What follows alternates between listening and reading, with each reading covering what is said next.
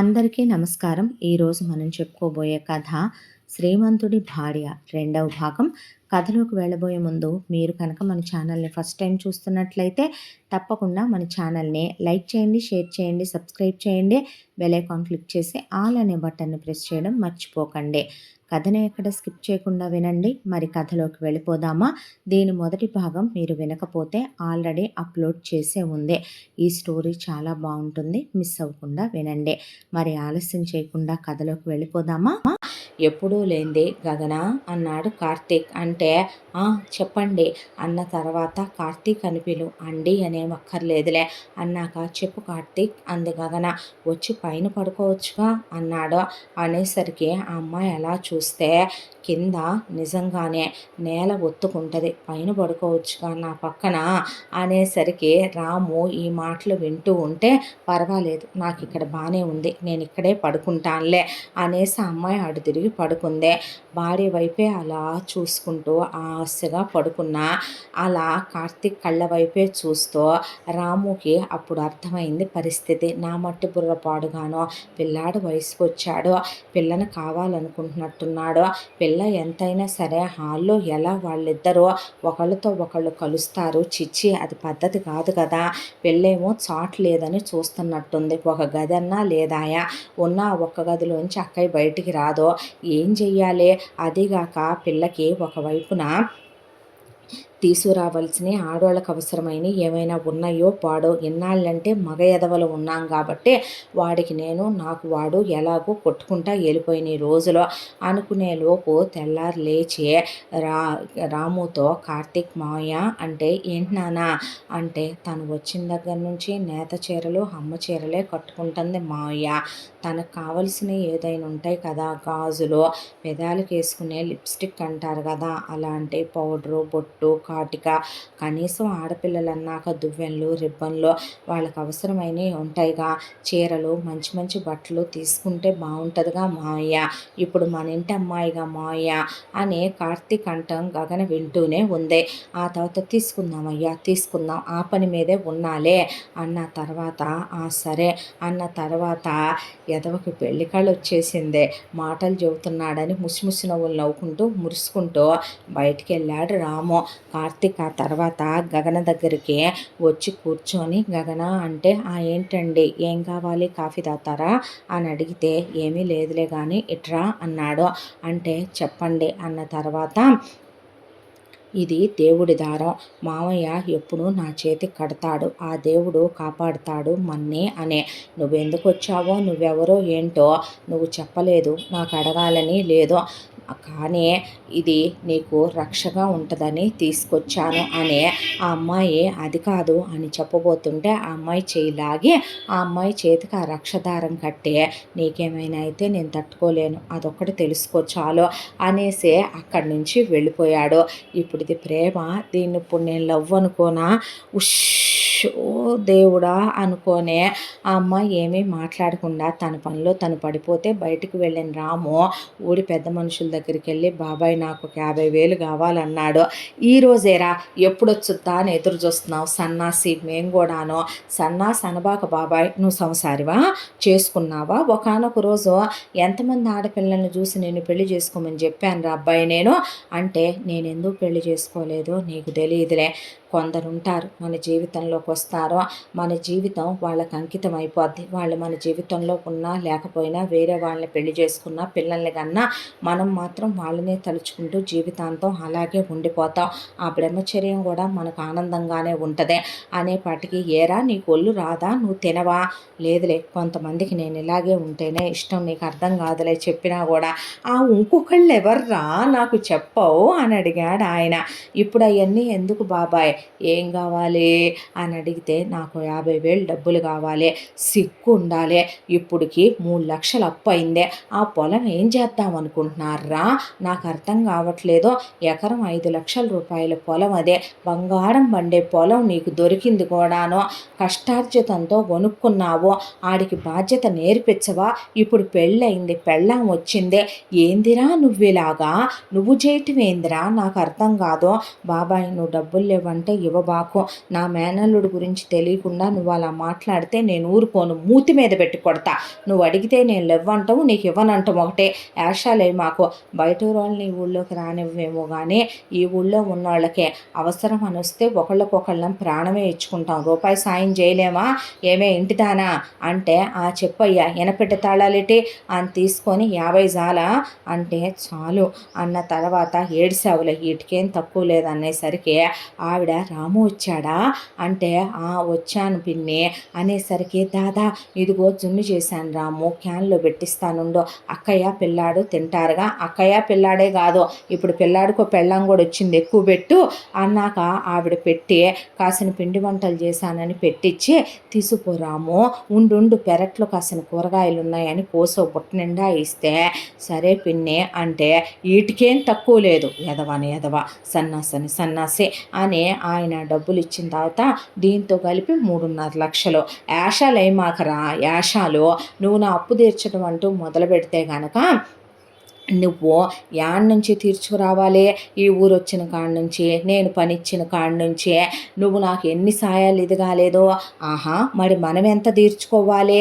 మన అమ్మాయికి ప్రాణాపాయ స్థితిలో ఉంటే రాము కామెర్లు వస్తే మందేసినప్పుడు, మన కొడుక్కి ప్రాణం మీదకి వచ్చింది అన్నప్పుడు కామెర్లకు మందులేసినప్పుడు, మీ అమ్మ చచ్చిపోతే నీకు తోడుగా ఉన్నప్పుడు, నీకు పాము కాటేస్తే రాము మందేసినప్పుడు ఇవన్నీ రావు బయటికి. ఓసి ఆడంగులు వెనకేసుకొచ్చేస్తున్నారుగా ఈయన్ని అని వాళ్ళ ఆప్యాయతలు, అపేక్షలు, అనురాగాలు ఆ ఊరి వాళ్ళ ఎలా ఉంటాయో రాముకి తెలుసు. దాంతో సంతోషంగా చాలా సంతోషం బాబాయ్ థ్యాంక్స్ అంటే అబ్బో అని ఆయన డబ్బులు ఇచ్చి పంపించాడు. పంపించిన తర్వాత తీసుకొని వస్తూ ఉండగా దారి మధ్యలో ఆ ఊరికే చీరలు అమ్మేవాళ్ళు, గాజులు అమ్మేవాళ్ళు వచ్చి వెళుతూ ఉంటారు అమ్ముకునే. దాంతో చీరలు అబ్బి కనపడితే మా ఇంటికి రావయ్యా అంటే అక్కయ్య గారు కట్టేలాంటి చీరలు లేవండి అంటే పర్వాలేదు వయసు పిల్లలు కట్టుకునే ఉన్నాయా అనేసరికి రాము వైపు అదోలా చూస్తే ఏంట్రా నా వైపు అలా చూస్తున్నా, పిచ్చి పిచ్చి షలిస్తే పళ్ళు రాలిపోతాయి. తమరికి పెళ్ళయిందేమోనని నా మేనల్లుడికి అయింది పెళ్ళి, నా కూతురికి కావాలి ఇప్పుడు చెప్పు. ఉన్నాయి బాబు అలా అంటే మూసుకొని వచ్చి ఇచ్చేలవా, ఎక్స్ట్రాలు చేయకు నాకు నచ్చదు అన్నాడు రాము. ఆ తర్వాత వేరే గాజుల అబ్బాయి కాస్మెటిక్స్ పల్లెటూళ్ళల్లో అమ్మేవాళ్ళు కూడా తిలకాలు, రబ్బర్ బ్యాండ్లు, రిబ్బన్లు వస్తూ ఉంటారు కాబట్టి రమ్మనమని వాళ్ళకి చెప్పొచ్చాడు ఆయన. చెప్పొచ్చిన తర్వాత 1 by 1 వాళ్ళు వస్తే అమ్మాయి అమ్మడు గగన అంటే చెప్పండి బాబాయ్ అంద అమ్మాయి. బాబాయ్ ఎంతైనా నా మేనల్లుడు తాళి కట్టంగానే నేను నీకు బాబాయిని అయిపోయాను కదమ్మా, నేను ఎందుకు మిమ్మల్ని బాబాయ్ అని పిలిచానో మీ తర్వాత తెలుస్తుందిలే అన్న తర్వాత బాబాయ్ అంటే రామ్మ ఇదిగో చీరలోడు వచ్చాడు నీకు నచ్చినవి తీసుకో అన్న తర్వాత ఎందుకు ఇప్పుడు అంద అమ్మాయి. ఈ బాగానే ఉన్నాయిగా అనేలోపు కార్తీక్ వచ్చి ఏం బాగాలేదు, ఏం బాగున్నాయి అమ్మాయి కట్టుకుంటున్నావు, నేత చీరలు కట్టుకుంటున్నావు, 2 కట్టుకుంటున్నావు, ఏమీ బాగాలేదు తీసుకో అరవకుండా చెప్పాడుగా తీసుకోమని అన్న తర్వాత ఆ అమ్మాయి 2 తీసుకుంటే 2 తీసుకుంటావేంటే పిచ్చి పట్టిందా ఏంది అని నాకు నచ్చినవి నీకు నచ్చుతాయి కదా అని చెప్పి గబగబా ఒక 7-8 చీరలు తీసి ఆ అమ్మాయి ఒళ్ళో పెట్టాడు. అమ్మ లంగాలు కావాలా, అమ్మ జాకెట్లు కావాలా అన్న తర్వాత ఆ అమ్మాయి తీసుకుంది. తీసుకున్న తర్వాత వెంటనే అలా చీరలోడు వెళ్ళాడో లేదో టైలర్ అమ్మాయి వచ్చి చీరలకి పాల్సేసి అలాగే లంగాలు కుట్టి వాటికి బ్లౌజులు కుట్టిస్తాను ఇవ్వమ్మా అని ఆవిడ వచ్చిందే. వచ్చి రాగానే ఆదులు తీసుకొని ఆవిడ తీసుకొని వెళ్ళిపోయి రేపటికల్లా తెచ్చిస్తానన్నయ్య అని రాముకి చెప్పి వెళ్ళిపోయింది. ఆ తర్వాత గాజులమ్మే అతను వచ్చాడు. వచ్చి అన్ని రంగుల చీరల మీదకి గాజులు ఇచ్చి పోయాడు. ఆ తర్వాత రబ్బర్ బ్యాండ్లు, బొట్టు బిళ్ళలు ఇవన్నీ అమ్మే అమ్మాయి వచ్చి తిలకం సీసా, కాటికాయ, పౌడర్ డబ్బా, దువ్వెన అలాగే ఇంకేమైనా కావాలా అమ్మ రబ్బర్ బ్యాండ్లు ఇవన్నీ పెట్టాను, ఇంకేమైనా అవసరమా అని అడిగితే అనేసరికి సరేనమ్మా అట్టయితే అని మర్చిపోయానమ్మా పిన్నీసులో అని అక్కడ పెట్టేసి పక్క పిన్నులో అని వెళ్ళిపోయింది. రాము డబ్బులు ఇచ్చి పంపించేశాడు. ఏంటి బాబాయ్ ఇదంతా, ఇన్నాళ్ళు మేము మగాళ్ళం కదమ్మా అక్కయ్య మేమీ వాడదో, నాకు వాటి గురించి వివరమేమీ తెలియదు, నువ్వు కాస్త చదువుకున్న పిల్లలాగా కనపడుతున్నావు అంటే అమ్మాయి నవ్వింది. కనపడుతున్నా కనపడుతున్నానా అని అన్న తర్వాత నువ్వు మొన్న పుస్తకం చదవటం చూశాలే, ఇంగ్లీష్ పుస్తకం చదువుతున్నావుగా తెలిసేమోనని, అందుకే మీరంటే అయ్యి ఇయ్యి వాడతారుగా అమ్మ ఆడపిల్లలుగా అన్నాక సరుకులు రాసి అమ్మ కావలసినవి తెస్తాను, ఆ షాంపూలు సబ్బులు అవి ఇవి వాడుకుంటారుగా, సెంటు సీసాలు ఏమన్నా కావాలంటే రాసి పెట్టంటే అవన్నీ ఎందుకు బాబాయ్ అన్న తర్వాత, నీకు తెలియదులే చెప్తే వినవు, నువ్వు తీసుకో మావయ్య అన్న తర్వాత, అలాగే నాన్న అనే వెళ్ళి ఆయన సరుకులు అవన్నీ తీసుకొస్తే అవన్నీ డబ్బాలకు పోసి నీట్గా సరిది అక్కడ పెట్టిన తర్వాత, ఇక ఆ అమ్మాయి భోజనం వడ్డిస్తుంటే చేయి పట్టుకొని కార్తీక్ కూర్చో తిందాం అన్నాడు. అంటే కూర్చుంది ఆ అమ్మాయి కూడాను. తింటంటే మావయ్య నాకు ఆవకాయ కావాలి తెస్తాను అనే అమ్మాయి అంటే, నీకు తెలియదులే మావయ్య తెస్తాడు నువ్వు ఆగనేసరికి ఆయన నవ్వుకుంటూ లోపలికి వెళ్తే తన పళ్ళెం ఆ అమ్మాయికి, ఆ అమ్మాయి పళ్ళెం తనకి గీత గోవిందంలో తిప్పినట్టు తిప్పేసరికి ఆ అమ్మాయి అలా చూస్తూ ఏంటి వీడు కొంచెం తేడాగా ఉన్నాడు అనుకునే లోపు ఆయన వచ్చి అది అక్కడ పెడితే తిన్నారు. తిన్న తర్వాత భర్త పళ్ళెంలో భార్య తినటం సాంప్రదాయం అనేసి అక్కడి నుంచి వెళ్ళిపోతే, ఓరి నీ సిగ్గు శమడో, ఇప్పుడు ఇది లవ్ అనుకోవాలా నేను, ఇప్పుడు ఇది ప్రేమ ఏంటి కొంచెం తేడాగా ఉంది ఇక్కడ సిచ్యువేషను అనుకుంటూ, చిచ్చి మనం వచ్చిన పని మర్చిపోకూడదు గగన అనే తనకి తాను చెప్పుకుంటూ ఉండేసరికి ఈలోపు కూలీలు వచ్చారు. కూలీలు వచ్చి కొలతలు తీసుకుంటున్నారు. దేనికి బాబాయ్ ఈ కొలతలు అని అడిగింది ఆ అమ్మాయి. అడిగితే తేనిమోయ్యా వీళ్ళందరూ వచ్చారు, ఏందా ఎన్ని తెప్పించావు, అదేంద్రా అమ్మాయికి నీకు ఒక గది ఉండొద్దు, పనికి మాలినోడ హాల్లోనేనా అన్నీ అనేపాటికి సిగ్గుపడి అక్కడి నుంచి కార్తీక్ వెళ్ళిపోతే, వాడెందుకు సిగ్గుపడ్డాడు, ఈయనెందుకు అలా అంటున్నాడు గగనకు అర్థం కాలేదు.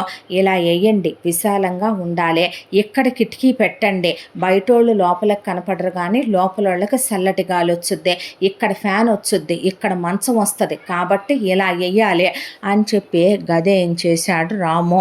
ఏం చేలోపు టైలరు బట్టలు అయిపోయినాయి అని తెచ్చిచ్చి ఆ అమ్మాయి కొత్త బట్టలు కట్టుకోవడం మొదలు పెడితే, నీకు ఈ చీర బాగుందనే, నీకు ఈ గాజులు బాగున్నాయని, నువ్వు కాటుకు పెట్టుకొని బొట్టు పెట్టుకుంటే బాగున్నావని, కుంకం పెట్టుకోలేదే, నొసట్లో పెళ్ళయిందిగా నీకు ఇప్పుడు అని ఆ అమ్మాయి నొసట్లో సింధూరం పెట్టి వెళ్ళాడు. ఆ తర్వాత ఆ అమ్మాయి కోసం పూలమ్మిని పంపితే ఇచ్చి వెళ్తుంటే ఆ అమ్మాయి చిన్న మూర ఆ అమ్మాయి తల్లో పెట్టుకొని మిగతా దేవుడికి వేస్తుంటే, తల్లిండా పెట్టుకోవే పూలు, ఆ పెట్టుకోవటం ఏంది అనేసి వెళ్ళాడు. ఆ అమ్మాయికి ఏం అర్థం కాల, ఈ చనువులు తీసుకోవటం ఏంటి, ఈ మాట్లాడటం ఏంటి, ఈ ముసలాయిని గదులేంచడం ఏంటి, అదంతా అమ్మాయికి అర్థం కాకపోతే అమ్మయ్య గది అయిపోయింది అని రంగులు వేయించాడు. రంగులు వేయించిన తర్వాత మంచం అక్కడికి రెడీ చేయించి చెక్క పనోళ్ళతో మంచం లోపలికి పట్టించాడు. పరుపు రెడీ, దుప్పట్లు రెడీ, దిళ్ళు రెడీ. అక్కడికి ఆ ఇంటి చాకలమ్మి వచ్చిందే. వచ్చిన తర్వాత లెగండి లెగండి లెగండి అని లోపలికి వెళ్ళి శుభ్రంగా పసుపు నీళ్లు జల్లి, ఆ తర్వాత రామ్మ నీ చేత్తో పాలు పొంగిద్దు కానీ గదిలో అని పొయ్యి పెట్టి పాలు పొంగిచ్చి, ఆ తర్వాత పంతులు గారు వచ్చి ముహూర్తం పెట్టాడు. దేనికి ముహూర్తాలు పెడుతున్నాడు ఆ అమ్మాయికి అర్థం కాల. పలానా రోజున కార్యానికే బాగుంటుంది అనేసరికి ఆహా అని అప్పుడు అర్థమైంది ఆ అమ్మాయి వ్యవహారం. అర్థమైన తర్వాత ఇక వెళ్ళి తెల్ల చీర, ఆ అమ్మాయికి తెల్ల బ్లౌజు అవన్నీ తీసుకొని వచ్చి మేనల్లుడికి తెల్ల బట్టలు తీసుకొని వచ్చిన తర్వాత పూలమ్మి వచ్చి తెల్లటి దుప్పటి పరిచి పిల్లో కవర్లు వేసి నీట్గా గులాబీ రేకులతో మల్లెపూలతో చల్లి గది నిండా బుట్టలు బుట్టలు పూలు చల్లిందే. చల్లిన తర్వాత అప్పుడు ఆ అమ్మాయిని తెల్ల చీర కట్టుకొని మల్లెపూలు పెట్టుకోమనమని ఇక ఆ అమ్మాయిని రెడీ చేసింది పూలమ్మి. ఇంకొక ఇద్దరు ముగ్గురు ఆడోళ్ళు వచ్చారు. మగాళ్ళు కూడా ఊళ్ళో పెద్ద మనుషులు వస్తే శోభనానికి ముందు పూజ చేయించాలి, దంపతులతో మిథున విడియం దంపతాంబూలాలు ఉంటాయని పంతులు గారు వచ్చి అన్నీ రెడీ చేసుకుంటుంటే రాము తీసుకెళ్ళి కార్తీక్ని చూసి మురుసుకొని కార్తీక్కి తనే వేడినీళ్ళతో స్నానం చేయించి ఒళ్ళంతా నూనె రాసుకొని సెంట్లు రాసుకొని తల దువ్వి ఆ తర్వాత జవ్వాదులన్నీ అద్దుకొని ఆ తర్వాత రెడీ చేసి తెల్లటి బట్టలు వేయించాడు మేనల్లుడికి. వేయించిన తర్వాత పూజ చేయటానికి రామ్మ అన్న తర్వాత శోభనం పాలు కాస్తున్నారు మురుసుకుంటూ మురుసుకుంటూ వంటగదిలో ఆడోళ్ళు. బాదం పప్పులు కాస్త ఎక్కువేవే, గసగసాలు మరీ ఎక్కువేయి, మాకు నిద్ర వచ్చొద్దే. ఆహా, మాకేమెయ్యాలో తెలుసులే, కుంకుమ పువ్వు ఎక్కువేయి, మాకే ఒంట్లో వేడుండొద్దా ఏంటమ్మా, మరీ కాకపోతేనో అంతని ఎక్కువేయి, మాకు కడుపు గడుగుద్ది. జీడిపప్పులు తగిలేలాగా ఎయ్యవే. అబ్బబ్బబ్బబ్బా, శోభనం పాలంటే వేరే పాలే, అవి వేరేగా ఉంటాయి లేవే, మామూలుగా ఉండవు లేవే అన్న తర్వాత ఉషో అని వాళ్ళు శోభనం పాలు కాసుకుంటూ వాళ్ళ శోభనం ముచ్చట్లు తలుచుకుంటూ కిలకిలా నవ్వుకుంటుంటే బయట మగాళ్ళు ఆ రోజుల్లో జరిగిన వాళ్ళవి గుర్తు చేసుకుంటూ మీసాలు మెలేసుకుంటూ వాళ్ళు నవ్వుకుంటూ ఉండగా ఇక రెడీ అయిపోయి కార్తీక్ బయటకు వచ్చాడు. అమ్మా, నువ్వు కూడా రారాదు అనేసరికి ఆ అమ్మాయి వచ్చి బయట నుంచుంటే, రెండమ్మా పూజ చేయిస్తాను అన్నాడు పంతులు గారు. కూర్చున్నారు. పూజ అయిపోయింది. పూజ అయిపోయిన తర్వాత ఆ ఊళ్ళో అందరికన్నా పెద్దవాళ్ళు దంపతుల్లో ఉత్తములు ఎవరో ఆ పుణ్య దంపతుల్ని పిలిచి వాళ్ళకి ఫస్ట్ మిథున విడయం ఇప్పించారు. ఇప్పించి అక్షింతలు వేయటం అయిపోయింది. ఆ తర్వాత వరుసగా జంటలు వచ్చి దంపతాంబూలాలు అందుకున్నారు. అదే అయిపోయిన తర్వాత మిగతా వాళ్ళకి తాంబూలాలు ఇవ్వటం అయిపోయాక అందరూ అక్కడి నుంచుంటే పాల గ్లాసు, వెండి గ్లాసు కొని మరీ తెప్పించాడు రాము. దాంట్లో పోసి ఇంకెళ్తూ కానీ రామ్మ గదిలోకి అన్న తర్వాత ఒక్క నిమిషం అందే. అన్న తర్వాత, ఏంటి రెడీ అయిపోయావు, తెల్ల బట్టలు వేసుకున్నావు, పూజ చేసావు, అందరికీ తాంబూలాలు ఇచ్చేసావు, కడుపు నిండా కమ్మగా తినేసావు, తిట్టంగాను ఫ్రెష్గా రెడీ అయ్యావు, ఏం చెయ్యాలో తెలుసా గదిలోకి వెళ్తే? అదెందుకు తెలియదమ్మా, మగాళ్ళన్నాక ప్రతి ఒక్కళ్ళకి తెలిసిపోద్దలే, నీకు ఆ అనుమానం ఏమీ అక్కర్లేదులే అంటే, నేను మగాణ్ణే అన్నాడు కార్తీక్. అనేసరికి మగాణ్ణి మగాడని ఎప్పుడు అంటారా అంద అమ్మాయి. అనేసరికి పెద్ద మనుషులు లేచి నుంచొని ఆడోళ్ళందరూ అలా స్టన్ అయిపోయి, పంతులు గారు ఆ కింద ఉన్నాయి సర్దుకుంటున్నాడు, వాటిని వదిలేసి మరీ నిలబడిపోతే పూలమ్మి దగ్గర నుంచి చాకలమ్మి దాకా అందరూ అలా నిలబడిపోయారు. నిలబడిపోయేసరికి ఏంటి నువ్వు అనేదే అనేసరికి, అవును, నీకు బుద్ధి జ్ఞానం అనేవి ఉన్నాయా? అసలు చదువుకోవాల్సిన వయసులో చదువును నిర్లక్ష్యం చేసేసావు. సరే, చదువుకోలేదు, చదువును తీసి పక్కన పెట్టు. దున్నా పోతులాగా 6 అడుగుల పైన ఎత్తు పెరిగావు. కండలు తిరిగిపోయిన శరీరంతో అలా ఊరి మీద పడి అచ్చుపోసిన ఆంబోతులాగా గాలి వెదవలతో తిరుగుతూ గాలి స్నేహాలు చేస్తూ తప్ప తాగొచ్చి స్మోక్ చేస్తూ ఆ లంగ్స్ కొట్టేసి పోతావు. అలా తాగితే లివర్ కొట్టేసి పోతావు. మీ మామయ్య ఇంటి పని మొత్తం చేసుకుంటున్నాడు, అంత పనిలో సాయం చేస్తున్నావా? మీ అమ్మగారి సిచ్యువేషన్ ఏంటో నాకు తెలీదు. ఏ రోజైనా అసలు ఇంట్లో పరిస్థితులు ఏంటి, మీ మదర్ ఏంటి, మీ ఇల్లు ఏంటి, మీ విషయాలేంటనే పట్టించుకున్నావా? ఏ పెరిగావుగా తాడి చెట్టులాగా, అన్నీ తెలుస్తున్నాయిగా. పెళ్ళాం కావాలనే, పెళ్ళాంతో గదిలోకి వెళ్ళాలనే, ఏం చెయ్యనురా నీతో గదిలోకి వచ్చే మీద చెయ్యటం వచ్చు, కాపురం చేయటం వచ్చు, పెళ్ళాంతో కులకటం వచ్చు. ఒక నెల రోజుల పాటు కాపురం చేశాక మురిపని తీరిపోద్దా? లేదా ఓ సంవత్సరం కాపురం చేశాక చాలామంది చెత్త ఎదవలకి పెళ్ళైన సంవత్సరం ఉన్నట్టు నెక్స్ట్ ఇయర్ ఎవడో ఉండడులే కానీ మగజాతిలో సగం మంది ఎటు పెళ్ళాల మీద ఇంట్రెస్ట్లు తగ్గిపోయి, అబ్బో అప్పుడు కెరియర్ గురించి, ఫ్యామిలీ గురించి, రిలేషన్స్ గురించి, సేవింగ్స్ గురించి ఇన్ని గుర్తొస్తాయి. ఆ అన్నిటికీ పెళ్ళాలు అడ్డం అనుకునేటప్పుడు పెళ్ళెందుకురా చేసుకుంటారు మగాళ్ళు చాలామంది. నాకు అర్థం కాని విషయం, రేపు పిల్లలు పుడితే ఏం పెట్టి పోషిస్తావు? పెళ్ళాంగా నేను ఇప్పుడు కట్టుకున్న చీర నా మొగుడి సంపాదనతో కట్టుకోవాలనుకున్నాననుకో, ఈ చీర నీ కష్టార్జితంతో కొన్నావా? ఈ పూలు నీ కష్టార్జితంతో కొన్నావా? ఆ పంతులు గారు ముహూర్తం పెట్టాడు, ఫ్రీగా పెట్టలేదుగా పంతులు గారు, మీరు సంభావన తీసుకున్నారుగా, నీ సంపాదనతో ఇచ్చావా? ఈ ఇంటికి వచ్చిన వాళ్ళందరికీ భోజనాలు పెట్టారు, నీ సంపాదనతో పెట్టారా? వాళ్ళకి మిథున విడియాలు, దంపతాంబూలాలు ఇచ్చారు, నీ సంపాదనతో ఇచ్చారా? నీ సంపాదనతో నాకు మూర మల్లెపూలు కొని తేగలవా? ఓ చీర కొని తేగలవా? ఓ పూట కడుపు నిండా ముద్ద పెట్టగలవా? ఒక మోరెడు మల్లెపూలు తేగలవా? రేపు పుట్టే పిల్లల్ని నీలా పెంచమంటావా? నీలా తయారు చేయమంటావా? వాళ్ళను కూడా గాలికి వదిలేయమంటావా? వాళ్ళను కూడా మీ మామయ్య పోషించాల్సిందేనా?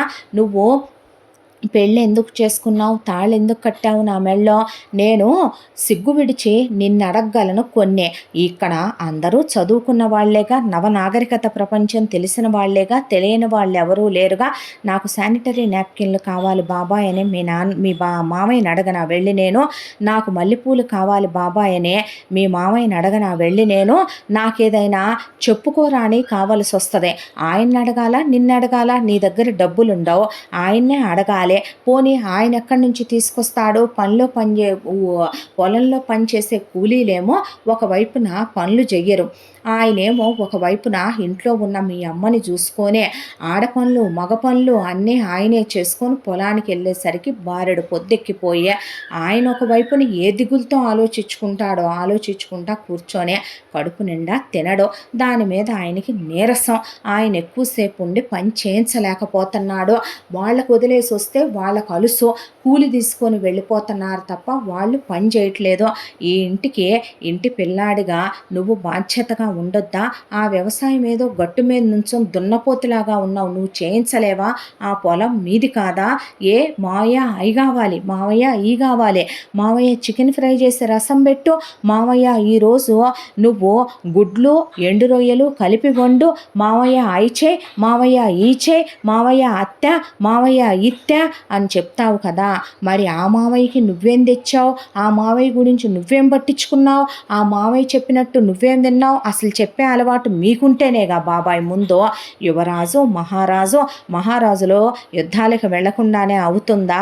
మహారాజులు రాజ్యం గురించి పట్టించుకోకుండానే అయ్యిందా? చరిత్రలు మీకు తెలీదా? మీరు చదువుకోలేదా? మీ మేనల్లుడు కాలు కింద పెడితే కాళ్ళు అరిగిపోతాయా? మీ మేనల్లుడు బాధ్యతలు తెలుసుకోవద్దా?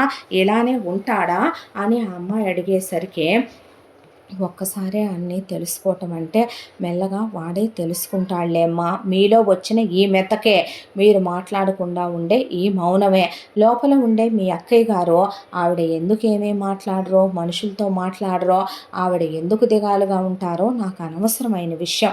కానీ మీరు మాత్రం ఇలా గారాబం చేసి మీ మేనల్లుడిని చెడగొట్టింది మీరే అంటాను నేను. ఒరేయ్, ఎప్పుడో తెలుసా నువ్వు నా ఒంటి మీద చెయ్యేయాల్సింది? ఒక మొగుడిగా, ఒక మగాడిగా నీ కష్టార్జితంతో, నీ సంపాదనతో నువ్వు ఆ సిగరెట్లు మానేసి, ఆ గాలి స్నేహాలు మాని, ఆ తాగుడు మాని, నువ్వు పెళ్ళైతే ఎవరైనా సరే తాళి కడితే మగాడనే మొగుడనే అంటారు. బాధ్యతగా ఉండి పెళ్ళాం పిల్లల్ని పోషిస్తేనే అప్పుడు వాడిని నికాల్సైన మొగుడు మగాడు అనేదే. 4 గోడల మధ్య గదిలోకి వెళ్ళిన తర్వాత ఒక మగ పశువు పక్కన ఆడ పశువు నుంచినా కూడా దానికి కూడా ఫీలింగ్స్ వస్తాయి. నువ్వు పశువు అయితే నేను నీతో కలవటానికి, కానీ నా వరకు నా భర్త రోషంగా పౌరుషంగా బ్రతకాలి. 10 మంది నోట్లో నానకూడదు, 10 మందితో హితం చెప్పించుకోకూడదు. నేను పౌరుషంగా బ్రతికే ఆడపిల్లని, అలాగే నువ్వు ఉండాలని నేను కోరుకోవటం తప్పేమీ కాదే. నేను నీ చేత చేయించుకోవాలన్నా, నీ పిల్లల్ని నా కడుపులో మొయ్యాలన్నా ముందు నీకు పోషించేంత వచ్చిన రోజు వచ్చి నా ముందు నుంచొని మాట్లాడు. అప్పుడు 10 మూరల మల్లెపూలు పెట్టుకొని, నువ్వు తెచ్చిన కొత్త చీర కట్టుకొని, గాజులు వేసుకొని, అప్పుడు నువ్వు కాదు నేనే వస్తా గదిలోకి. అప్పుడు నువ్వు కాదు నేనే నీ ఒళ్ళో కూర్చొని తాగిస్తాను శోభనం పాలు అనేసరికి ఊళ్ళో జనాలందరూ అలా చూసి బిత్తరపోయారు. మొదటి నుంచే మేము అంటానే ఉన్నాం, పిల్లాడికి కాస్తైనా పని పాట నేర్పించరా అని. విన్నావా నువ్వు అనేసరికి ఆ అమ్మాయి లోపలికి వెళ్ళిపోయింది. ఆ తర్వాత ఊళ్ళో జనాలకి ఏం మాట్లాడాలో అర్థం కాక వాళ్ళు వెళ్ళిపోయిన తర్వాత పక్క మీద పూలన్నీ తీసుకొచ్చి అమ్మాయి బయట పారబోసి గదంతా ఊడ్చేసి అవన్నీ పీకి పక్కనేసి ఆ గదికి తాళం వేసి తాళాలు తెచ్చి మొహం మీద కొట్టి హాల్లో అటు తిరిగి ఆ పూలు అవన్నీ తీసేసి చీర మార్చుకొని పడుకున్న తర్వాత బయటికి వెళ్ళి అలా గట్టు మీద కూర్చుండిపోయాడు. పొలం గట్టు మీద కార్తీక్ మేనల్లుడు ఏమన్నా చేసుకుంటాడని భయం వేసి రాము పరిగెత్తుకుంటూ వెళ్ళి తల మీద చెయ్యేసి దగ్గరికి తీసుకుంటే మేనమామను కౌగిలించుకొని ఎక్కిళ్ళు పెట్టి ఏడ్చాడు. మొహం ఎర్రగా అయిపోతుందయ్యా, మొహం కందిపోతుందిరా బంగారం, ఏడవ బాక్కన్నా అనేసరికి నన్నెందుకు ఇలా పెంచావు, నన్నెందుకు ఇలా తయారు చేసావు, అదంటే ఇష్టం లేకుండానే తెల్ల బట్టలు వేసుకున్నానా, అదంటే ఇష్టం లేకుండానే దాని మీద చెయ్యేద్దాం అనుకున్నానా, తాళి కట్టించుకుందిగా, అంతా దాంట్లో నేను అడిగానా, మరి అంత ఇష్టం లేనప్పుడు తాళి ఎందుకు కట్టించుకున్నావనే, నేను సిగరెట్లు తాగటం పొగవాసన పడదనుకో, మొగుడినేగా చెప్పొచ్చుగా, దానికి ఇష్టమేమో అలా సిగరెట్లు తాగితే మ్యాన్లీగా ఉన్నారు అనుకుంటదేమో, మందు తాగొస్తే నా మొగుడు మగాడని మురిసిపోద్దేమో అనుకున్నాను. తాగితే నచ్చదని చెప్పొచ్చుగా మావయ్య, వాళ్ళందరి ముందు నన్ను అలా అవమానించాలా? వాళ్ళందరూ రకరకాలుగా మాట్లాడుకుంటూ వెళ్ళారు. అదేదో నన్ను గదిలోకి తీసుకెళ్ళి ఓ చెంప మీద లాగిపెట్టి కొట్టినా నేనేమైనా అంటానా? దానికి నా మీద హక్కుంది కదా. అదేదో తీసుకెళ్ళి నన్ను గట్టిగా కౌగిలించుకొని ముద్దు పెట్టి కూర్చోబెట్టి చెప్పి, నువ్వు పని చెయ్యి, పని చేసిన తర్వాతే మనం కలుద్దామంటే నేను కాదంటానా? దానికోసం నేను మారనంటానా? అనేసరికి ఆయన విస్తుపోయి అలా చూస్తూ కూర్చున్నాడు, ఏమీ మాట్లాడకుండా. ఇష్టపడ్డాను కాబట్టేగా ఆ రోజు నువ్వు వద్దంటన్నా లోపలికి రానిచ్చుకున్నాను. ఇష్టపడ్డాను కాబట్టేగా మందులేశాను. ఇష్టపడ్డాను కాబట్టేగా దాని ముందు చెడవ్వకూడదని అంత తాపత్రయపడ్డాను. ఇష్టపడ్డాను కాబట్టేగా పంపించేద్దాం అన్నప్పుడు అందరూ మెళ్ళో తాళి కట్టి ఇంట్లో ఉంచుకున్నాను. అలాంటిదే చూసావా అందరి ముందు ఎలా మాట్లాడేసిందో నిర్దాక్షిణ్యంగా. నన్ను చెంప మీద కొట్టినా అంత బాధపడేవాడిని కాదు. అందరి ముందు పట్టుకొని నువ్వు పోషించగలవా అని అడిగిందే. నేను మారి చూపిస్తాను, నేను అందరికన్నా బాగానే పనిచేయగలనని, నేను మొగుడినేనని, మగాడినేనని, అందగా అది నా పిల్లల్ని దాని కడుపులో మోస్తానని మోయించి కనిచ్చి చూపిస్తా. లేదంటే నేను మగాడినే కాదు చూసుకో, నా పేరు కార్తీకే కాదు చూసుకో అనేపాటికి రక్తం ఎక్కడికి పోతాయి ఆ బుద్ధులు అనుకున్నాడు ఆయన. అనుకున్న తర్వాత ఎంత ప్రేమ వీడి గుండెల్లో నిండిపోయింది ఆ అమ్మాయి అంటే. ఎక్కడికి పోతాయిలే మేనమామ బుద్ధులు, కన్నవాళ్ళ బుద్ధులు రాకుండా అనుకోనే ఆయన కళ్ళు తుడుచుకొని, అలాగేలే ముందు పద ఎంగిలి పడుతూ కానీ పెట్టిందిగా మేట్లు మేట్లు, ఇంకా నాకేం ఆకలి లేదు అని వెళ్ళి ఆ బట్టలు మార్చుకొని వేరే బట్టలు వేసుకొని మంచం మీద అటు తిరిగి ఏడుస్తూ పడుకుంటే ఆయన చాలాసేపు గుండెల మీద పడుకోబెట్టుకొని ఓదార్చి నిద్రపుచ్చి దుప్పటి కప్పి ఆయన వెళ్ళి వాళ్ళ అక్కయ్య పక్కన పడుకుంటే ఇదంతా వింటూ ఆవిడ మౌనంగా పడుకుంది మంచం మీద. ఆ రోజు రాత్రి ఆ ఇంట్లో ఎవరో సరిగ్గా నిద్రపోలేదో, గగనతో సహా. గగన, నేను వచ్చిన పని నీకు తెలియదు, నువ్వు ఇలా ఉండకూడదు, నువ్వు మారాలి, నువ్వు మారిన తరువాతనే నేను నిన్ను చేర్చాల్సిన చోటికి చేర్చాలి అని ఆలోచిస్తూ ఆ అమ్మాయి అలా పడుకుండిపోయి తెల్లారింది ఆ రోజు. ఆ తర్వాత నెక్స్ట్ డే వెళ్ళి కార్తీక్ ముందు గగన తన వైపు అలా చూడటం చూసి తన అవతారం నచ్చినట్టు లేదు అనే దాంతో ముందు డైరెక్ట్గా సెలూన్కి వెళ్ళాడు. వెళ్ళి గడ్డం తీసేయించి నీట్గా క్లీన్ షేవ్ చేయించి మీసాలు ట్రిమ్ చేయించాడు. ఆ తర్వాత ఫార్మల్ హెయిర్ కట్ చేయించాడు. వచ్చి నీట్గా స్నానం చేసి తన పాత బట్టలన్నీ తీసేసి మంచిగా నీట్గా ఉండే ప్యాంటు షర్ట్లు తీసుకొచ్చుకొని అవి వేసుకున్నాడు. ఇదివరకు పూల రంగల్లాగా దసరా బుల్లోళ్ళలాగా ఉండే బట్టలు వేసుకునే తను ఆ బట్టలు మార్చేసరికి ఏదో నిజంగా చాలా పెద్ద దరిద్రం తనలో నుంచి వెళ్ళిపోయినట్టుగా అనిపించింది. ఆ తర్వాత చేతులకు కట్టిన అంతకుముందు పూసల బ్రేస్లెట్లు, ఆ తర్వాత మెళ్ళో వేసిన స్టీల్ గొలుసులు, ఏళ్లకు పెట్టిన స్కెలిటన్ రింగులు అవన్నీ తీసి పక్కకి ఇసిరేశాడు. ఫ్రెండ్స్ రారా అని వస్తే, లేదులే నాకు పని ఉంది మీరు వెళ్ళండి, నేను ఇంకా రానులే, నాకు కాస్త పని ఉంది, మామయ్య ఒక్కడే చేసుకోలేకపోతున్నాడు, పని చూసుకోవాలి అనేపాటికి ఆయన అలా షాక్ అయిపోయాడు. రామామ మందేద్దామని దమ్ము కొడదామని ఎవరు పిలిచినా నేను మానేశాను రా అని ఆ అమ్మాయికి వినపడేలా చెప్తుంటే నవ్వుకొని ఊరుకుంది ఆ అమ్మాయే. పొంగిపోతూ రాము మేనల్లుండే, బిడ్డ పుట్టినప్పుడు కాదు ఆ బిడ్డను చూసి నలుగురు పొగిడినప్పుడు తండ్రికి ఎంత ఆనందం కలుగుద్దో తెలియదు, కానీ మేనల్లుండి పొగిడినప్పుడు మేనమామ గుండెల్లో కలిగే ఆనందం అంతా ఇంత కాదు. మామయ్య అన్న పిలుపు అన్న దగ్గర నుంచి మామయ్యలతో ఉన్న సాంగ్స్ అన్నీ 1 by 1 వచ్చేసినాయి రాము మైండ్లోకే. వీటికేం తక్కువ లేదనుకుంది గగన. ఆ తర్వాత మామయ్య నాకు పని నేర్పించు అనే పొలంలోకి వెళితే, నువ్వా పొలంలోక, మట్టిలోక, దుమ్ములోక, ఎండలోక, ఇప్పుడు దాకా నువ్వు నాకు ఈ చెప్పే చెడగొట్టావు. ఇక్కడ చాలామంది చాలా అంటున్నారు నన్ను. నేర్పిస్తావా? నేర్పించవా?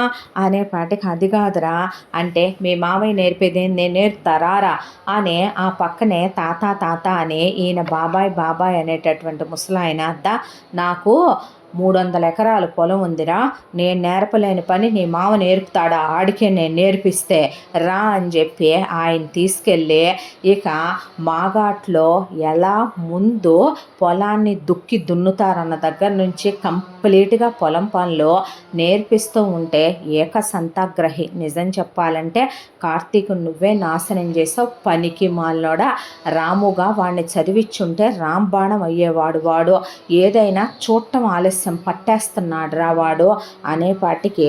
కాబట్టేగా బాబాయ్ చిన్నప్పటి నుంచి వాడిని దగ్గర కూర్చోబెట్టుకొని నేనే చదువు నేర్పించుకున్నాను, ఇంగ్లీష్ నేర్పించుకున్నాను. నేనే వాడికి ఫోన్లు వాడటం, టీవీలు వాడటం, ఇంగ్లీష్ మాటలు అవన్నీ కూడా నేర్పించుకున్నాను. సంతకాలు పెట్టడం, ఇంగ్లీష్ చదవటం, తెలుగు చదవటం, హిందీ చదవటం కూడా నేర్పించుకున్నాను. నా మేనల్లుడు డైమండ్ అని రాము పొంగిపోయిన తర్వాత ఆయన ఒకవైపున పిల్లాన్ని వెంటేసుకొని తిప్పుతా, తాత ఇదెలా అదెలా అని అడుగుతుంటే, కొబ్బరి తోటల్లో ఎలా వ్యవసాయం చేయాలి, బత్తాయి తోటల్లో ఎలా వ్యవసాయం చేయాలి, నిమ్మ తోటలో ఎలా చేయాలి, మాగాట్లో ఎలా చేయాలి, పసుపు పొగాకు ఒకటి కాదు ఆయనకి చెరుకు తోటల దగ్గర నుంచి అన్నీ ఉంటే, బెల్లం వండించడం దగ్గర నుంచి బెల్లం బట్టీల దగ్గర పొగాకు ఉడకేంచడం దాకా, చివరికి ఆయనకి ఇటుక బట్టీలుంటే ఇటుక ఎలా రెడీ చేస్తారన్న దగ్గర నుంచి సమస్తం నేర్పించడానికి ఆయనకి పట్టిన టైం తిప్పి తిప్పి ఈడ్చికొట్టి తంతే 6 నెలలు.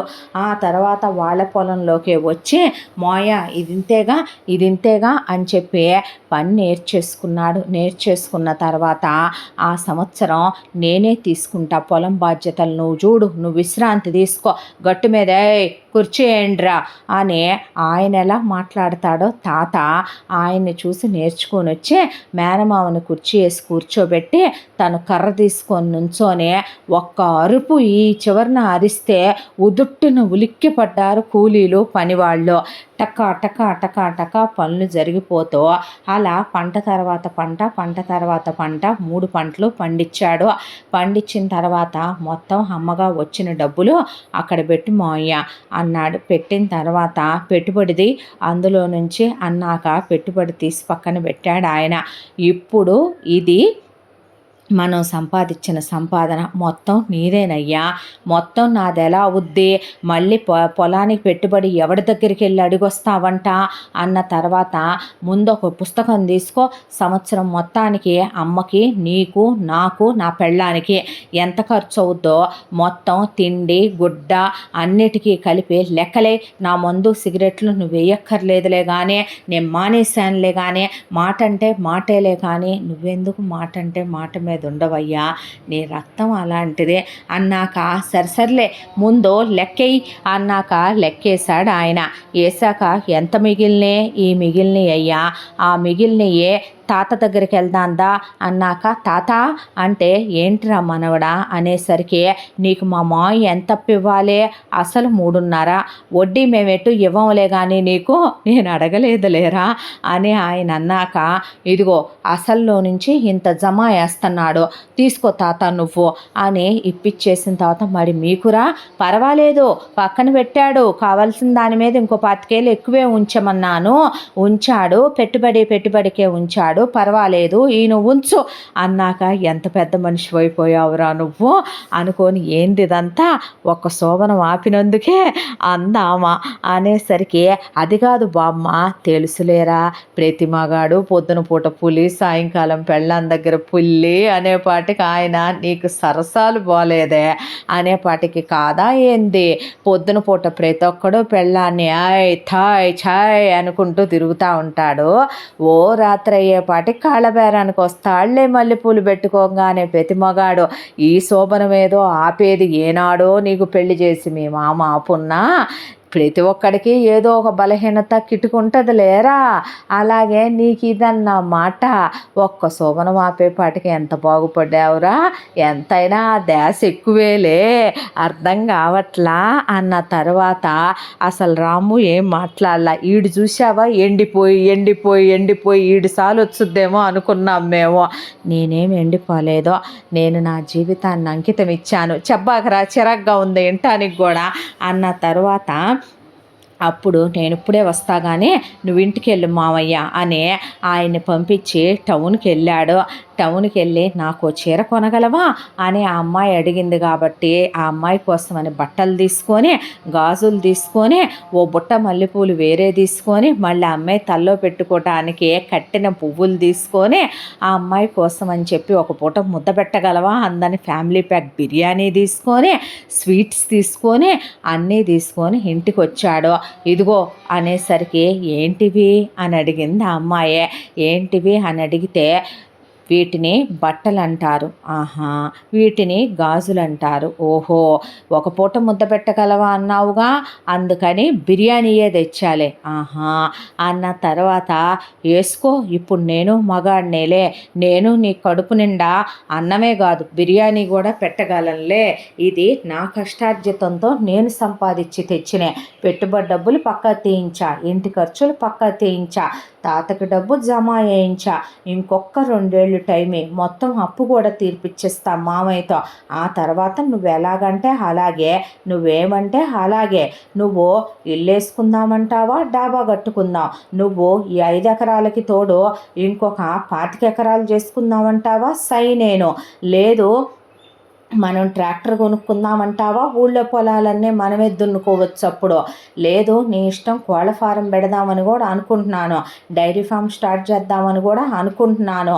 అచ్చేద్దాం అనుకుంటున్నా, ఇచ్చేద్దాం అనుకుంటున్నా, ఇప్పుడు నేను పెళ్ళాన్ని పోషించగలను, రేపు పుడితే పిల్లల్ని పోషించగలను, ఇంగ్లీష్ చదివించగలను, నాకు మా మామయ్య జ్ఞానం నేర్పాళ్లే, నాకు బాగానే తెలివితేటలు వచ్చినాయిలే, మన పెళ్ళయ్యి 1.5 కాలం అయింది ఇప్పటికీ, ఈ 1.5 నేను ఇంగ్లీష్ నేర్చుకున్నా, ల్యాప్టాప్ వాడటం నేర్చుకున్నా, నాకు ఫోన్ వాడటం వచ్చిందే, మా మామయ్య కూడా నాకు అన్నీ నేర్పించుకుంటానే వచ్చాడు, నాకు జ్ఞానం బాగానే వచ్చిందే, నేను రోజు టౌన్కి వెళ్ళి నేను బతుకు ఉపయోగపడేవి బాగానే తెలుసుకొని వచ్చాను అనేసరికి ఆహా అని వెళ్ళి నీళ్లు తోడాను, స్నానం చేసిరా అంద అమ్మాయి. అన్న తర్వాత స్నానం చేసి వచ్చి బట్టలు వేసుకొని కూర్చున్నాడు. కూర్చున్నాక ఆ అమ్మాయి కూడా వెళ్ళి స్నానం చేసి మామూలుగా ఓ మంచి చీర కట్టుకొని గంపెడు పూలు తీసుకొచ్చిన తల్లో ఒక మోర పూలు పెట్టుకొని వచ్చి ఎదురుగా ఆ తెచ్చిన బిర్యానీని అమ్మ నేను పెడతానుండమ్మా, మా అక్కయ్యకి నువ్వు వద్దులే ఆగమ్మా నేను వెళ్తా గదిలోకి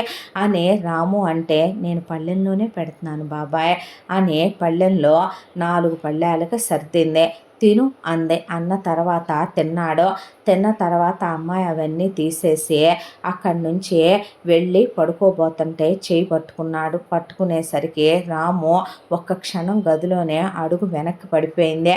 అడుగు వెనక్కి పడిపోతే అప్పుడే ఊళ్ళో ఉన్న జనాలు ఈరోజు డబ్బులు కూడా వచ్చినాయి, అప్పు కూడా కట్టేశాడు అనే పాటికి అభిమానంతో ఆ అమ్మాయితో మాట్లాడి ఒప్పిద్దాము, ఇద్దరిని కలవమని చెబుదాము అని ఊళ్ళో ఉన్నోళ్ళల్లో ఓ మంచి వాళ్ళు, వీళ్ళ మంచి కోరుకునే వాళ్ళు, నలుగురు విషయాలు పట్టించుకునే వాళ్ళు చాలామంది, ఒక 60-70 మంది దాకా వచ్చారు. వచ్చేవాళ్ళు ఏదో ఒకటి తెచ్చిద్దాం, నవదంపతులకి ఒట్టి చేతులతో రాకూడదని తలా ఒకటి వస్తువుగా తెద్దామని కొంతమంది ఏదో చిన్న వెండి వస్తువులు, కొంతమంది చిన్న బంగారపు వస్తువులు, ఆయన వల్ల చాలామంది ప్రాణాలు కూడా రక్షించబడ్డాయి కాబట్టి కొంతమంది డబ్బులుగా ఇద్దామని తీసుకొని వచ్చారు. వచ్చేపాటికి వచ్చిన వాళ్ళు అలా అడుగేసి రాబోతున్నారు వీళ్ళ లోపలికి. ఈలోగా నన్ను ఇంకా దూరం పెట్టకు, ఎందుకు దూరం పెడుతున్నావు, నువ్వంటే నాకు చాలా ఇష్టం కాబట్టేనే నువ్వు ఒరే అన్నా ఊరుకున్నాను, ఊరుకున్నాను, ఆరయ్యన్న ఊరుకున్నాను. నువ్వు మానమనంగానే సిగరెట్ మానేశాను, మందు మానేశాను, నేను గాలి స్నేహాలు అన్నావని అయ్యి మానేశాను తాత దగ్గర. నేను రేపొద్దున మనం వేరే వేరే పొలాలు కొనుక్కున్నా తాతయ్య వాళ్ళకి కోళ్ళ ఫామ్స్, డైరీ ఫామ్స్ ఉన్నాయని నేను అన్ని రకాలు కూరగాయల దగ్గర నుంచి అన్నీ చేయటం నేర్చుకున్నాను. లారీ తోలటం, ట్రాక్టర్ తోలటం, కారు తోలటం ఇప్పుడు నాకు అన్నీ వచ్చు. నేను అన్నీ నేర్చుకున్నాను. ఇప్పుడు నేను నిన్ను పోషించగలను, హ్యాపీగా చూస్తాను. అన్నీ తెచ్చాను కదా, ఇంకా ఎందుకో వెళ్ళే ఆ మూలే పక్కపరుచుకుంటున్నావు పడుకోవటానికే అనేపాటికి నేనెవరో తెలుసా నీకు, అసలు నువ్వెవరో తెలుసా నీకు, నీ గతం ఏంటో తెలుసా నీకు, మీ ఊరేంటో తెలుసా నీకు, మీ నాన్నగారు ఎవరో తెలుసా నీకు అనేసరికి వచ్చిన వాళ్ళు అలా మౌనంగా నుంచుండిపోయారు బయట. ఆ ఊరి పెద్ద మనుషులు మిగతా వాళ్ళందరినీ నోరు ముయ్యమనేపాటికి సైలెంట్గా నిలబడి వింటం మొదలుపెట్టారు వాళ్ళు కూడా. ఈలోపు రాము అక్కడికి పరిగెత్తుకొచ్చి అలా నుంచుంటే, నిన్ను కన్న తండ్రి రాజా రావ్ బహద్దూర్ పార్థసారథి గారు, కొన్ని కోట్ల రూపాయలకి వారసుడివి నువ్వు. ఆయన మహారాజు అయితే యువరాజువి నువ్వు. మీ నాన్నగారి ప్రాణం కొట్టుకుంటుంది మీ అమ్మగారి కోసం, నీ కోసం తప్పించిపోతూ ప్రాణాపాయ స్థితిలో బ్రతుకుతారో బ్రతకరో తెలియని స్థితిలో కత్తిపోట్లతో గాయాలతో హాస్పిటల్లో ట్రీట్మెంట్ పొందుతూ ఉన్నాడు ఆయన. ఆయన కోసమే మిమ్మల్ని వెతుక్కుంటూ వచ్చాను నేను. మిమ్మల్ని తీసుకెళ్ళి ఆయనకు అప్పగించడానికే వచ్చాను నేను మిమ్మల్ని తీసుకెళ్దామని వచ్చిన మీ నాన్నగారి మనిషిని. మీరు అసలు ఎందుకు ఇక్కడికి వచ్చారో, దాని వెనకాలన్న కారణం ఏంటో, నీ పుట్టుకేంటో, అసలు నీది ఏ వంశమో, నువ్వు ఎలా బ్రతకాల్సిన వాడివి ఎలా బ్రతుకుతున్నావో తెలుసా నీకు?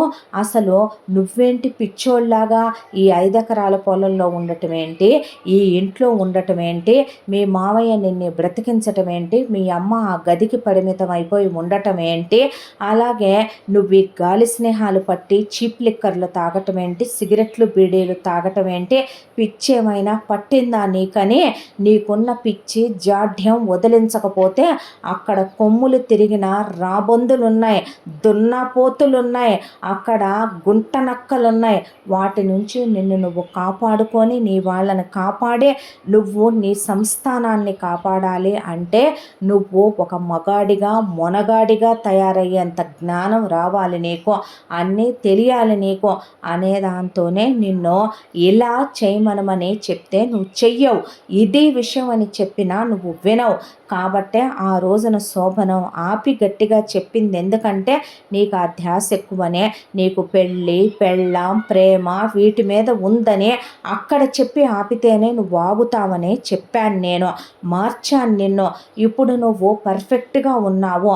నిన్ను ఎలా తీసుకెళ్ళి మీ నాన్నగారి చేతిలో పెడితే ఆయన ఏం చేసుకుంటారో, నిన్ను నువ్వు ఆయన సొత్తువే. మీ నాన్నగారి ప్రాణం పోయేలా ఉంది, ఆయన పోయేలోపు మిమ్మల్ని ఆయన దగ్గరికి చేర్చాలనే వచ్చాను నేను అనేలోపు పరిగెత్తుకుంటూ సునంద బయటకు వచ్చి ఆ అమ్మాయి వైపు చూస్తూ అలా కూర్చుండిపోయింది కింద. కూర్చుండిపోయాక, ఏంటి సునందాదేవి గారు అలా చూస్తున్నారు, మీ వారు గుర్తొచ్చారా అనేపాటికి కళ్ళల్లో నుంచి బొట్ట బొట్ట బొట్ట బొట్ట నీళ్లు కారిపోయినాయి. మీరు రాసుకునే డైరీకి మీ బాధ తెలియదండి. మిమ్మల్ని ప్రాణం కన్నా ఎక్కువగా ప్రేమించి వివాహం ఆడిన మీ భర్త గుండెకి తెలుసు, మీకోసం ఆయన పడే తపన తాపత్రయం, కన్నబిడ్డ దూరమైన తండ్రి మనసుకి తెలుసు, వారసుడి కోసం వెతికే ఆ కళ్ళకి తెలుసు. ఆ రక్తం ఎక్కడున్నా తల వంచదు కదూ, తల దించదు కదో అనేసరికి ఆవిడ ఆ అమ్మాయి వైపు చూస్తూ ఉండిపోయింది. అలా నీ గతమేంటో, నీ పుట్టుకేంటో, నీ స్థానమేంటో, నీ వంశమేంటో, క్షేత్రమేంటో, బీజమేంటో, వంశమేంటో, రాచరికపు మీ రక్తాల్లో ఉన్న గుణాలేంటో మీ మామయ్య బాబాయ్ మీరు చెప్తేనే కరెక్ట్గా ఉంటుందేమో, సునందాదేవి గారు చెప్పరు లేండి. చెప్పలేరులేండి, చెప్పే పరిస్థితుల్లో లేరు ఆవిడ ఇప్పుడు. మీరు చెప్తారనుకుంటాను, అడుగు మీ మావయ్యనే. మీరు చెప్పేంత వరకు నేను మౌనంగా ఉంటాను. నేను చెప్పేటప్పుడు మధ్యలో మీరెవరూ మాట్లాడకూడదు. మీరు చెప్పాల్సిన నిజాలే చెప్పండి బాబాయ్, తనకి తెలియాలిగా తనంటే ఏంటో అని అలా నిలబడిపోయింది గగన. మా నాన్న బతికున్నాడా? మా నాన్న ఎప్పుడు బతికున్నాడు? ఏంటి మావయ్య గగన అనేదే? మా నాన్న నా చిన్నప్పుడే పోయాడుగా. బ్రతుకు తెరువు కోసం, పొట్టతిప్పల కోసం మనం ఈ ఊరికి రాలేదా? అమ్మెందుకు నన్ను దగ్గరికి తీదో? అమ్మెందుకు నన్ను ముద్దాడదో? నువ్వే ఎందుకు ఎప్పుడు నా బాధ్యతలు తీసుకుంటావో? మనం ఎందుకు అసలు ఈ ఊరికి వచ్చాం? మా నాన్న ఉన్నాడా? ఆయన పేరు పార్థసారథ. బ్రతికే ఉన్నాడా? నా కోసం ఎదురు చూస్తున్నాడా? అమ్మ ఎందుకు మౌనంగా ఉంటదే? ఎందుకు డైరీలు రాసుకుంటదే? ఎందుకు ఏడుస్తుంది? ఎన్నిసార్లు అడిగినా నువ్వెందుకు నాకు చెప్పలేదు? నన్నెందుకు మాయ చేస్తూ వచ్చావు? నాకెందుకు అబద్ధాలు చెప్తూ వచ్చావు? నేను అడగలేదన్నావు గగన నువ్వు. చాలాసార్లు అడిగాను, కానీ అమ్మెందుకు అలా మౌనంగా ఉంటుందో తెలీదు. మామయ్య ఎందుకు ఇలా బాధపడతాడో తెలీదు. వీళ్ళిద్దరు గోలేంటో తెలీదు. మామయ్య ఎందుకు పెళ్లి చేసుకోలేదో తెలీదు. ఎందుకు కడుపు నిండా తినడో తెలీదు. అమ్మ ఎందుకు అలా దిగులుగా ఉంటుందో తెలీదు. ఏమీ తెలియక నేను గాలి వెదవలా తయారైన మాట నిజమే. వీళ్ళెవరూ నన్ను పట్టించుకోక నాకేమీ చెప్పకపోతే నాకేం తెలుస్తుందే? చెప్పు మావయ్య, అసలు నేనెవరు? ఏంటి? మా నాన్నెవరు? ఉన్నాడా లేడా? మా నాన్న చెడ్డోడా? పోనీ మా నాన్న మంచోడు కాదా? అమ్మని కొట్టాడా? వదిలేశాడా? తిట్టాడా? నిందించాడా? అవమానించాడా? అనుమానించాడా? ఇంకాపు కార్తిక్ నువ్వు. ఆయన గురించి తెలిసినట్టు మాట్లాడకు. చెప్తాడా చెప్పరా అంకుల్ మీరు అనేపాటికి గగన రాము చెప్పుకు రావటం మొదలుపెట్టాడు. మీ నాన్న బ్రతికే ఉన్నారు. మీ నాన్న ఆ దేవుళ్ళలాంటి వాడయ్యా. చెప్పాలంటే ఆ దేవుడే మీ నాన్న. తప్పు మేము చేశాము, మీ నాన్నగారు కాదు అనేసరికి సునంద అలా చూసింది రాము కళ్ళల్లోకి. నిజమేనక్కయ్య, మనమే తొందరపడ్డామేమో అనే నాకెప్పుడు అనిపిస్తూ ఉంటుంది. నిజమే నాన్న, మీ నాన్న రాజా రావ్ బహదూర్ పార్థసారథి గారు దేవుడి లాంటి మనిషి అనాలా? ఆ దేవుడే మనిషిగా పుట్టాడనాలా? అంత గొప్పోడు మీ నాన్న. మా కథ ఎక్కడి నుంచి చెప్పుకురావాలి నీకు? మా అమ్మా నాన్నల దగ్గర నుంచి చెప్తానల్లుడు. మా అమ్మా నాన్నలు ఒకప్పుడు కోట్ల రూపాయల ఆస్తిపాస్తులు ఉన్న ఫ్యామిలీ మాది కూడాను. అయితే ఆ తరువాత ఇక మా తాత ముత్తాతలో అధిక సంతానాన్ని కనటం, వ్యసనాలకు అలవాటు పడటం, ఉన్నయన్నీ ఉంపుడు గత్తెలకి ఊడ్చిపెట్టడం, దాన ధర్మాలకి ఇవ్వటం, గుళ్ళు గోపురాలకి ఇవ్వటం, కనపడ్డ వాళ్ళందరికీ పంచుకుంటూ వెళ్ళేసరికి మా నాన్న హయాం వచ్చేపాటికి మాకే ఆస్తిపాస్తులు మిగల్లేదో. ఉన్నాయి కాస్త మా నాన్న ఆ వ్యాపారాలు ఈ వ్యాపారాలు అనే ఉన్న 50 ఎకరాలు కరగబెట్టేశాడు. ఒకానొక రోజు మా అమ్మా నాన్న కలిసి మా నాన్న స్నేహితుడి కొడుకు పెళ్ళికని వెళ్ళొస్తూ ఉండగా రోడ్ యాక్సిడెంట్లో స్పాట్లో చనిపోయారు. అప్పటికి కరెక్ట్గా నా వయసు 15 సంవత్సరాలు. మీ అమ్మకి ఒక 18, 19 ఏళ్ళు ఉంటాయేమో అంతే. శవాల్ని తీసుకొచ్చి గుమ్మం ముందు పడుకోబెట్టారు. చిన్నప్పటి నుంచి మీ అమ్మకి నాకు అందరి అక్కా చెల్లెళ్ళ కన్నా, అన్నా తమ్ముల కన్నా విపరీతమైన ప్రేమానుబంధం ఎక్కువ. ఎవరు ఏం చెప్పినా వినని మీ అమ్మ నేను చెప్తే ఏదైనా నా మాట కాదనదో. మీ అమ్మ ఏదైనా అడిగితే కాదంటం అనేది నాకు తెలీదు. ఇద్దరం ఒకే ప్రాణం, ఒకే జీవితం, ఒకే జీవం అన్నట్టు వేరువేరుగా పుట్టిన కమల పిల్లల కన్నా ఎక్కువ క్లోజ్గా ఉంటాం మేము. శవాల్ని తీసుకొచ్చి పడుకోబెట్టాక జీవితం ఏంటో అర్థం కాలేదు. రేపటి నుంచి నేనా ఇంకా 10th క్లాస్కి కూడా వెళ్ళలేదు, 9thలోనే ఉన్నాను. అక్కను ఎలా పోషించుకోవాలి? వయసులో ఉంది మీ అమ్మ. ఇంటర్మీడియట్ అయిపోయిన తర్వాత డిగ్రీ 2nd ఇయర్ చదువుతూ ఉన్నది మీ అమ్మ. మీ అమ్మని ఏం చెయ్యాలి నేను? ఎలా బ్రతికించుకురావాలి? అంత్యక్రియలకు కూడా రూపాయి లేవు మా దగ్గర. పరిస్థితి ఏంటో ఏమీ అర్థం కాలేదు. తీరా చూస్తే మా నాన్న ఆ ఇల్లు కూడా తాకట్టు పెట్టాడని, ఇంటి మీద కూడా ఇల్లమ్మినా రూపాయి రావని తేల్చేశారు వచ్చిన పెద్ద మనుషులు. దాంతో చాలామంది చుట్టాలు పోయిన అమ్మా నాన్న శవాలు చూడటానికి వచ్చారు. అందులో మీ నాన్న పార్థసారథి గారు ఒకప్పుడు మా తాత ముత్తాతలు, మీ నాన్న వాళ్ళ తాత ముత్తాతలు బంధువులు.